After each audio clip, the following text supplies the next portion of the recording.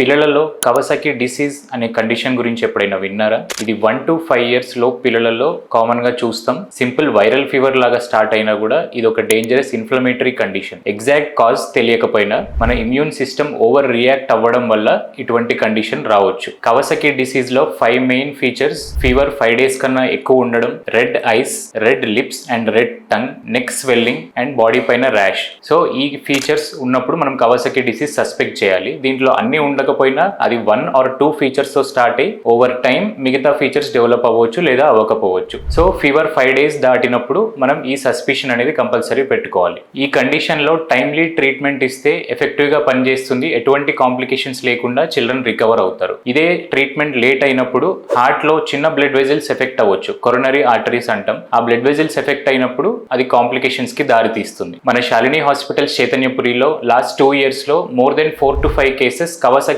Disease condition వి మనం paediatric cardiologist support తో సక్సెస్ఫుల్ గా ట్రీట్ చేసాం. ఎటువంటి కాంప్లికేషన్స్ లేకుండా పిల్లలు డిశ్చార్జ్ అయ్యారు. సో ఫీవర్ 5 days దాటినప్పుడు మనం ఇగ్నోర్ చేయకుండా కంపల్సరీ చెకప్ చేసుకోవడం చాలా ఇంపార్టెంట్. Thank you.